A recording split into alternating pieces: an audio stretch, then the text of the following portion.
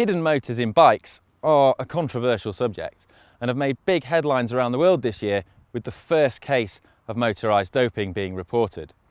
However, we wanted to find out what it's actually like to ride one, and are they just a force for bad?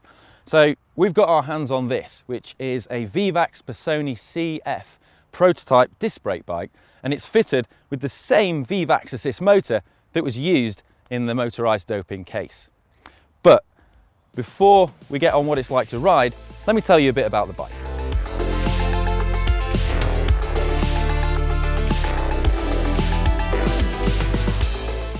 Firstly, this massive saddlebag. It's not full of my sandwiches and tools. It's actually a 9 amp battery, which is good for about 90 minutes of assisted cycling or 1,000 meters of vertical ascent.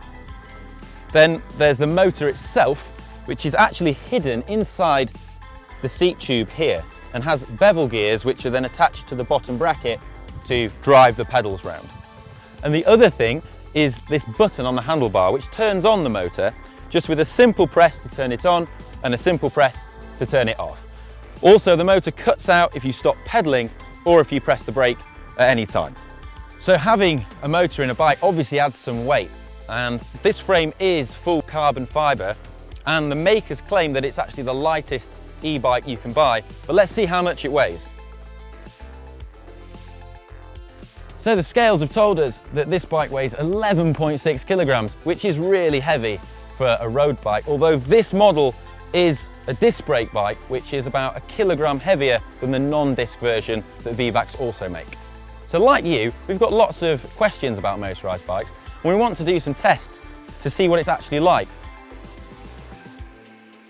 So we're going to test if the motor still spins the wheel when you fall off the bike. And there's obviously a very famous case of this we've seen on YouTube. Now, I'm not going to do this on tarmac for obvious reasons, so we're going to do it on grass. So for added scientific accuracy, I'm going to wear the same helmet and glasses that we used in that video. And I'm also going to talk with a Canadian accent. I'm in the breakaway. Oh. No. It's not spinning. Wait, hang on.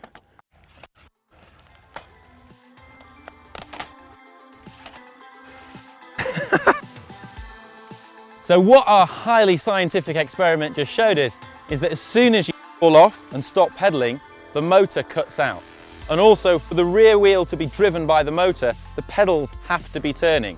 And in the particular YouTube clip we've all seen, the pedals aren't actually turning. So that shows us that if there was, which is probably highly unlikely, any form of motor being used in that instance, it wasn't this kind of motor.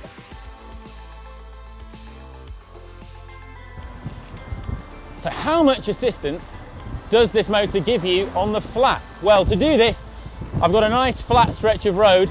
It's about 1 kilometre long, and it's a Strava segment. And I'm going to see if using this bike, I can take the KOM. I know it's a bit sneaky, but I'll delete the ride afterwards. So let's attack the segment.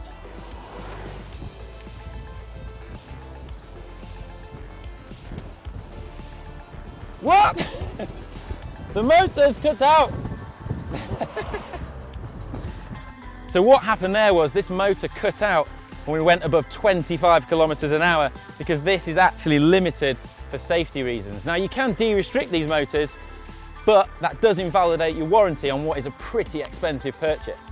So if you consistently ride above 25 kilometers an hour on the flat, this isn't really going to give you much help. So the next myth we want to bust is how much noise does a motor like this make? So I'm going to press the button, turn the motor on, and we'll see.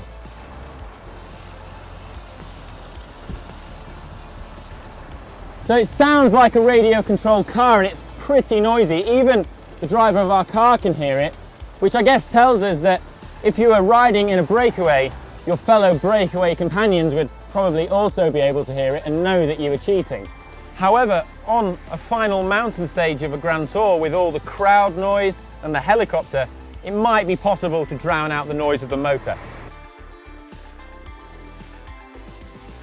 So the next test we want to do is the climbing test, and we want to see if this bike with its motor can turn a donkey like me into a racehorse like a professional rider. So to do this, I've picked a segment which is at the bottom of the famous Kitzbühler climb in Austria. And the segment is currently held by none other than Javier Moreno of the Movistar team. And he's done this segment in approximately 4.5 minutes, averaging 16 kilometers an hour. So hopefully this bike will deliver me faster up the mountain than Javier.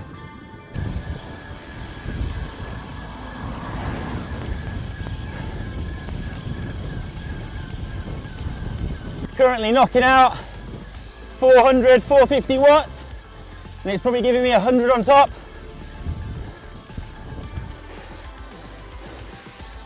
Can't get out the saddle, even though it's 14%, because my cadence will be too slow.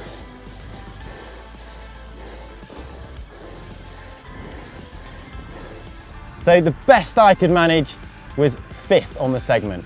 Now, the main reason for this is that this is a very steep climb, and to get the most out of the motor, the full 100 watts, you need to be turning the pedals at 90 RPM, which is difficult on steep gradients. And it also means, in my case, I can't really get out the saddle, because once I do, my cadence drops, I don't get any power assist, and then all I'm left with is a really heavy bike.